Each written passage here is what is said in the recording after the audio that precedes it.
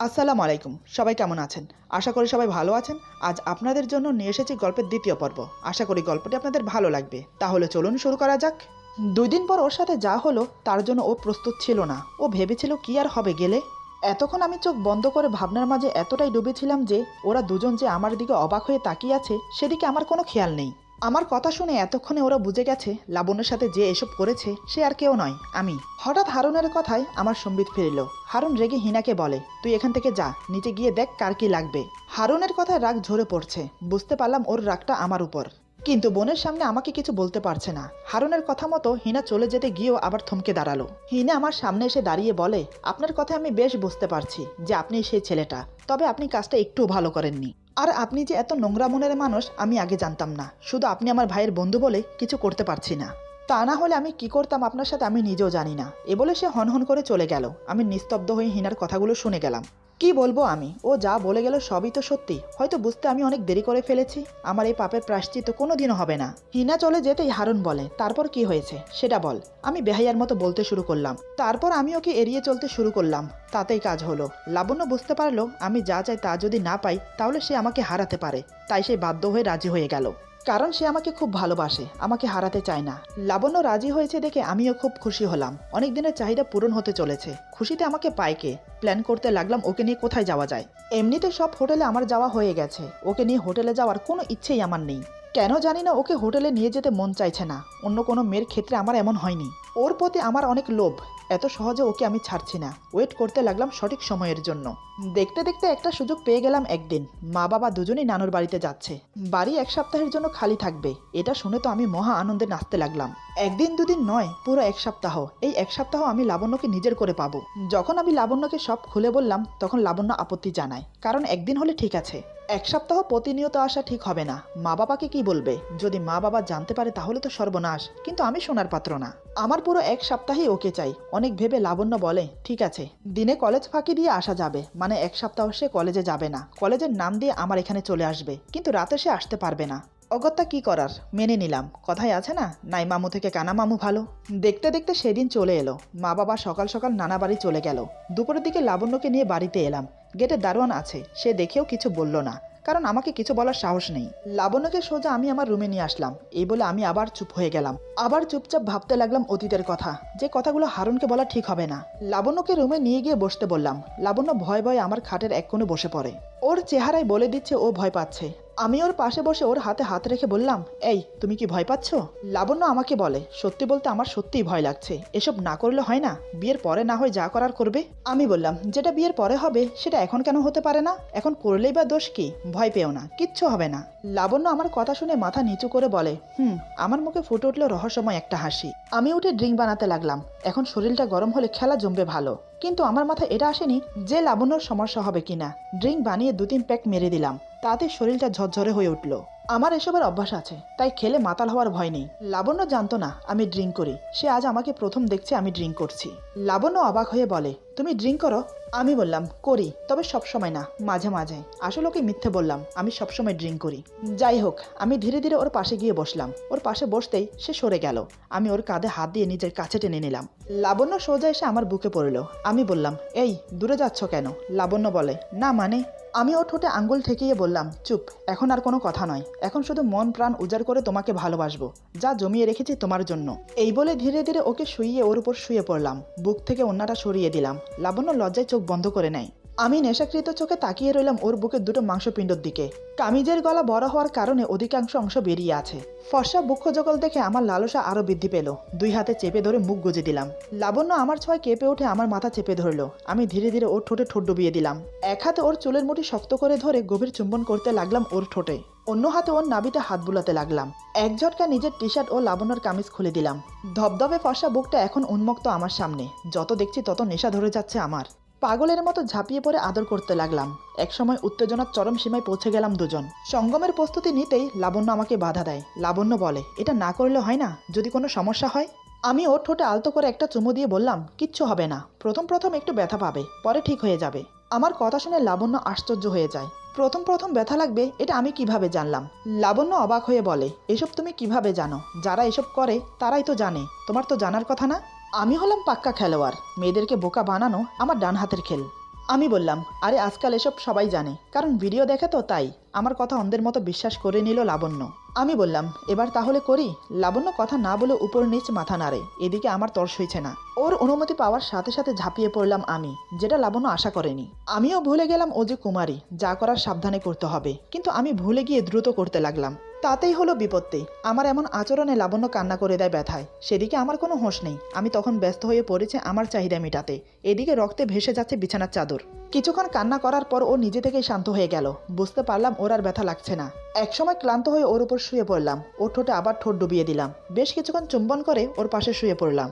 আমি ওর উপর থেকে সরতেই লাবণ্য উঠে বসলো। একবার আমার দিকে তাকিয়ে আবার নিচের দিকে তাকালো। দেখে বিছানার চাদর রক্তে ভেসে গেছে। এটা দেখে কিছুটা ঘাবড়ে যায়। সে আমার দিকে করুণ দৃষ্টিতে তাকায়। আমি বললাম, প্রথম প্রথম এরকম হয়, চিন্তা করার কিছু নেই। ব্যথার ওষুধ দিয়ে দিচ্ছি, খেয়ে নাও, সব ঠিক হয়ে যাবে। আমার ইচ্ছে ছিল সেদিন আরও করার, কিন্তু লাবণ্যর অবস্থা দেখে আর সাহস হলো না। এভাবে পুরো এক সপ্তাহ সকাল থেকে বিকেল পর্যন্ত আমরা একসাথে থাকতাম। এই 7 দিন আমি একদিনও বাদ দিইনি। প্রতিদিন 2-3 বার করে ওর সাথে মেলামেশা করেছি। সে কখন থেকে অতীতে ডুবে আছে। হারুন আমার মুখের দিকে তাকিয়ে বসে আছে। এতক্ষণ পর্যন্ত আমি চুপ করে আছি দেখে হারুনের বিরক্ত লাগছে। হারুন বলে, তোর কি হয়েছে রে? নিজের পাপের কথা বলতে লজ্জা লাগছে বুঝি? করার সময় তখন লজ্জা লাগেনি? তাহলে বলার সময় কেন লজ্জা লাগছে? তুই যে আমার বন্ধু, এটা ভাবতে এখন আমার ঘৃণা হচ্ছে। তোর মতো একটা নিকৃষ্ট মানুষের সাথে আমি বন্ধুত্ব করেছি? ছি, কিভাবে করলি তুই এসব? আমরা জানতাম তুই শুধু রিলেশন করতি। তুই যে রিলেশনের নাম করে মেয়েদের দেহ ভোগ করতি সেটা জানতাম না। কতগুলো মেয়ের জীবন নষ্ট করেছিস। আচ্ছা, তোর বিবেকে বাঁধেনি? এতগুলো মেয়ের জীবন নষ্ট করে এখন বিয়ে করছিস? বিয়ে তো করছিস, কিন্তু এ জীবনে সুখী হতে পারবি না। এতগুলো মেয়ের অভিশাপ তোকে তাড়া করে বেড়াবে। সুখের মুখ তুই এ জীবনেও দেখবি না। তুই যদি আমার বন্ধু না হতি, তাহলে এতক্ষণে তোকে মেরে পুঁতে ফেলতাম। ওর কথায় আমি কিচ্ছু মনে করিনি। আমি অন্যায় করেছি সেটা আমি জানি। তার তুলনায় এই কথাগুলো কিচ্ছুই না। তবে ও যে বলল আমি সুখের মুখ কখনোই দেখব না, এটাও ভুল বলল। আমি তো সুখের মুখ দেখে ফেলেছি। আমার মেয়ে অনিফা, আমার কলিজা, সেই তো আমার একমাত্র সুখের লক্ষ্য। আমি হারুনের কথা শুনে মুচকি হাসলাম। হারুন এতে আরও রেগে গেল। হারুন বলে, তুই হাসছিস? আচ্ছা তুই কি রে? আমি বললাম, আমার সুখ, আমার শান্তি, আমার সবকিছু এখন আমার মেয়েকে ঘিরে। হারুন অবাক হয়ে বলে, তোর মেয়ে? কাকে তুই তোর মেয়ে বলছিস? আমি বললাম, অনিফা। এটা শুনে হারুন তেলে বেগুনে জ্বলে উঠল। ফট করে আমার কলার চেপে ধরে বলে, খবরদার, তোর নোংরা মুখে অনিফার নাম আনবি না। ওর দিকে চোখ তুলেও তাকাবি না, তাহলে কিন্তু। আমি ওর হাত ছাড়িয়ে দিয়ে বললাম, আমার মেজাজ ঠান্ডা আছে বলে তুই এমন করতে পারছিস। তা না হলে আমি কি তুই খুব ভালো করেই জানিস। আর বাকি রইল অনিফা। ও তো আমার মেয়ে, আমার ওরসজাত সন্তান। আমি ওর বাবা। এটা প্রমাণ করতে 2 মিনিট লাগবে না। তারপর কিছুক্ষণের জন্য চুপ হয়ে গেলাম। হারুন আমার পাশে দাঁড়িয়ে আছে। আমি খুব শান্ত গলায় বললাম, হারুন দেখ, যা হয়ে গেছে তা পাল্টাতে পারবো না। আমি প্রায়শ্চিত্ত করতে চাই। হারুন বলে, কিসের প্রায়শ্চিত্ত করতে চাস? তুই প্রায়শ্চিত্ত করলে কি সবকিছু আগের মতো ঠিক হয়ে যাবে? যতগুলো মেয়ের জীবন নষ্ট করেছিস তাদের জীবন কি আগের মতো হয়ে যাবে? আমি বললাম তো, আগে যা করেছি তা আমি পাল্টাতে পারবো না। তার জন্য আমি অনুতপ্ত। জানি আমার অনুতপ্ত কিছু আসে যায় না। আমি যা করেছি ক্ষমার অযোগ্য। আমি সব ছেড়ে নতুন করে বাঁচতে চাই। হারুন বলে, নতুন করে বাঁচতে চাস মানে? বুঝলাম না। আমি হারুনের হাত ধরে বললাম, হারুন প্লিজ দোস্ত, আমার মেয়েকে আমি চাই। হারুন চট করে নিজের হাত ছাড়িয়ে বলে, এটা কি বলছিস? এটা কখনোই সম্ভব না। অনিফাকে ছাড়া লাবণ্য মরে যাবে। লাবণ্য সবকিছু হারিয়ে অনিফাকে আঁকড়ে বেঁচে আছে। ওর শেষ সম্বলটুকু তুই কেড়ে নিস না, তাহলে ও মরে যাবে। আমি বললাম, আমি যদি লাবণ্যকে বিয়ে করি তাহলে সবকিছু ঠিক হবে না? হারুন বলে, তুই কি বলছিস? অলরেডি তোর এঙ্গেজমেন্ট হয়ে গেছে রোশালির সাথে। তাহলে তুই লাবণ্যকে কিভাবে বিয়ে করবি? আমি বললাম, রোশালির সাথে আমার এঙ্গেজমেন্ট হয়েছে, বিয়ে তো আর হয়নি। আর এমনিতেও ওকে আজ পর্যন্ত আমি স্পর্শ করে দেখিনি। হারুন বলে, এটা কখনোই সম্ভব না। আমি বললাম, কেন সম্ভব না? হারুন বলে, তুই বোঝার চেষ্টা কর। লাবণ্য কখনোই তোকে বিয়ে করবে না। তুই ওর সাথে যা করেছিস তা ও কখনোই ভুলতে পারবে না। আমি বললাম, তোরা যদি আমার পাশে থাকিস, আমাকে যদি সাহায্য করিস, তাহলে আমার বিশ্বাস আমি পারবো। তারপরও যে কোনো মূল্যে হোক আমি আমার মেয়েকে চাই। প্লিজ হারুন, আমাকে সাহায্য কর। হারুন বলে, দেখ, আমার মনে হয় না লাবণ্য তোর কাছে ফিরে যাবে। যে মানুষ একবার ধোঁকা খায় সে মানুষ দ্বিতীয়বার সে ভুল করবে না, আমার মনে হয় না। আমি বললাম, কাউকে দুর্বল করতে হলে সেই দুর্বল জায়গায় হাত দিতে হয়, সেই নিয়ে তুই ভাবিস না। হারুন বলে, ঠিক আছে, আমরা চাই অনিফা বাবার পরিচয় বড় হোক।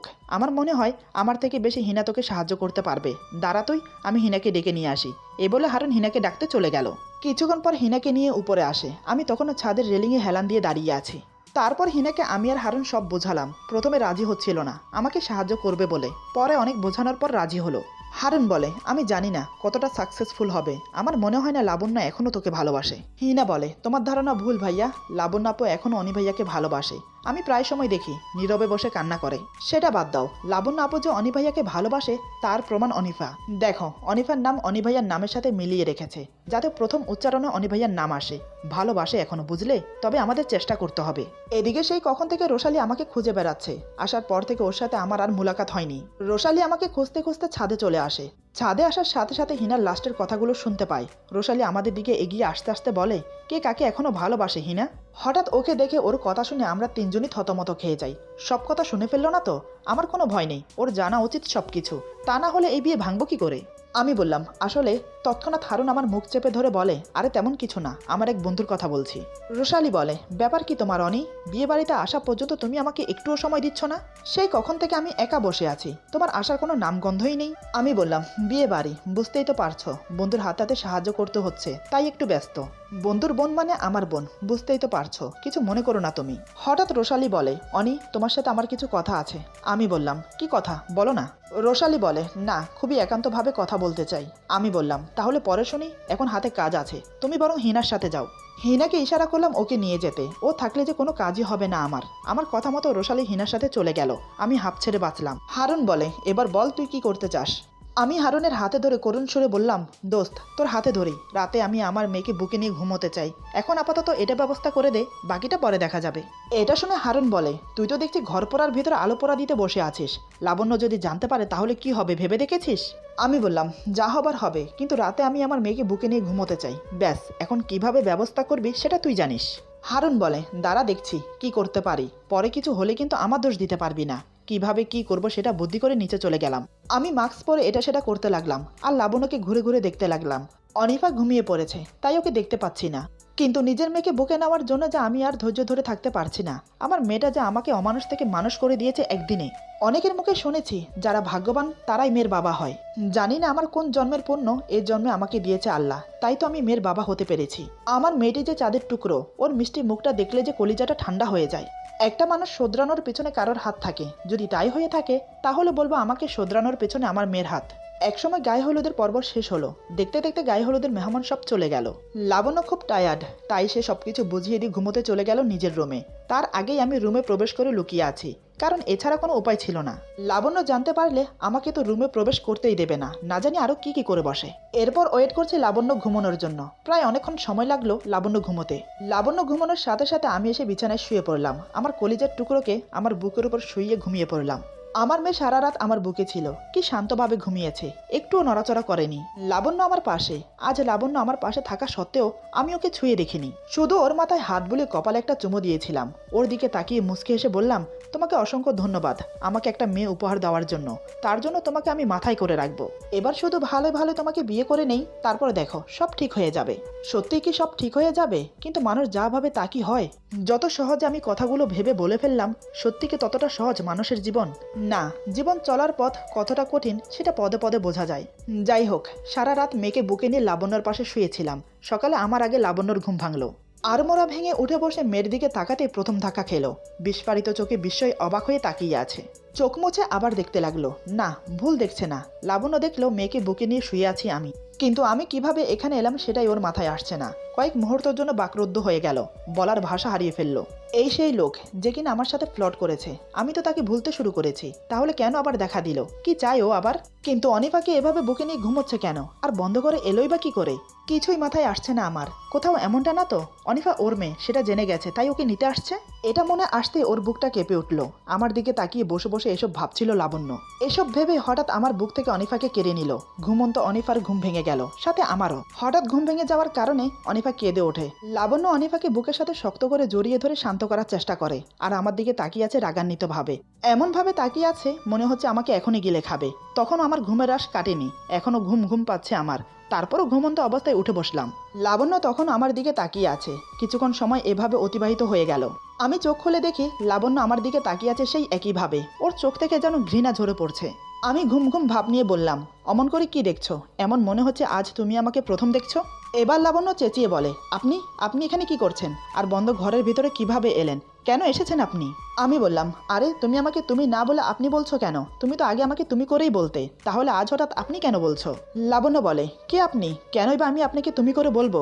আমি আপনাকে চিনি না, দয়া করে এখান থেকে বেরিয়ে যান। বিয়ে বাড়ি, লোকজন জানাজানি হয়ে গেলে কেলেঙ্কারি হয়ে যাবে, সব হারিয়ে যতটুকু সম্মান নিয়ে বেঁচে আছি সেটাও থাকবে না, প্লিজ আপনি এখান থেকে যান। আমি বললাম, আমার কথা ছাড়ো, আমার মেয়েটা কান্না করছে, আগে ওকে শান্ত করো, না হলে আমাকে দাও, আমি বাইরে থেকে ঘুরিয়ে নিয়ে আসি। আমার মুখে আমার মেয়ে কথাটা শুনে লাবণ্য বেশ অবাক হয়। লাবণ্য ভেবে পাচ্ছে না আমি জানলাম কি করে অনিফা আমার মেয়ে। লাবণ্য মনে মনে ভয় পেতে লাগলো। লাবণ্য কাঁপা কাঁপা গলায় বলে, আপনাকে কে বলেছে ও আপনার মেয়ে? ও শুধু আমার মেয়ে। আপনার মতলব কি বলুন তো? আপনি এখানে কেন এসেছেন? আমার জীবনটা নষ্ট করে শান্তি পাননি? আমি তো আপনার পথ থেকে সরে এসেছি, তাহলে কেন আপনি আবার দেখা দিলেন? আমি বললাম, আহা লাবণ্য, তোমাকে আমি পরে সব খুলে বলছি, তুমি আগে আমার মেয়েটাকে শান্ত করো। দেখো না আমার কলিজাটা কিভাবে কান্না করছে, ওর কান্না যে আমার সহ হচ্ছে না। লাবণ্য আমাকে আর কিছু বলে না, আমার থেকে মুখ ফিরিয়ে অন্যদিকে ঘুরে বসে। তারপর আমার মেয়েকে বুকের দুধ খাওয়াতে লাগলো, শাড়ির আঁচল দিয়ে মাথা ঢেকে দিল, তাই কিছু চোখে পড়ছে না। কিন্তু আমি ওকে ঝুঁকে মারতে লাগলাম একটু দেখতে আমার মেয়ে কিভাবে দুধ খায়, কিন্তু না, কোনোভাবেই কিছু দেখতে পারছি না। আমার মেয়ে দুধ খাচ্ছে আর পা ধরে খেলছে, কি সুন্দর লাগছে। এদিকে লাবণ্যর চোখে পড়লো আমি উসখুস করছি। লাবণ্য বলে, কি ব্যাপার, আপনি এমন করছেন কেন? আপনাকে না বললাম এখান থেকে যেতে? দ্বিতীয়বার আপনার চেহারা দেখাবেন না আমাকে, কারণ আমি আপনাকে ঘৃণা করি। আপনার ছায়া যেন আমার মেয়ের উপর না পড়ে। অন্য সময় কেউ যদি আমাকে কোনো কটু কথা শোনাতো তাহলে তার উপযুক্ত শিক্ষা তাকে আমি দিতাম, কিন্তু এখন লাবণ্যর কথা আমার এই কান দিয়ে ঢুকে ওই কান দিয়ে বেরিয়ে যাচ্ছে। আমি লাবণ্যর কথার কোনো উত্তর দিলাম না। আমার ধ্যান জ্ঞান আমার মেয়ের দিকে, সে কিভাবে নিজের পা নাড়িয়ে হাত নাড়িয়ে খেলছে সেটাই আমি মুগ্ধ হয়ে তাকিয়ে দেখছি। আমার মুখে হাসি, এসব দেখে লাবণ্যর মেজাজ আরো গরম হয়ে গেল। এবার লাবণ্য আমাকে ধাক্কা দিয়ে বলে, কি ব্যাপার, আপনি আমার কথা শুনতে পাচ্ছেন না? এই রুম থেকে বেরিয়ে যান। কি চান আপনি? আর আপনি কিভাবে জানলেন আমি এখানে আছি? কে বলেছে আপনাকে অনিফা আপনার মেয়ে? লাবণ্যর কথায় লাবণ্যর ধাক্কায় আমার মাঝে কোনো ফারাক পড়লো না। এমন ছেলে আমি কারোর কটু কথা শোনার পাত্র না, কেউ কিছু বললে তার মুখ্যম জবাব দেই আমি। সেই ছেলে আজ এতটা শান্ত কিভাবে হলাম সেটাই ভাববার বিষয়।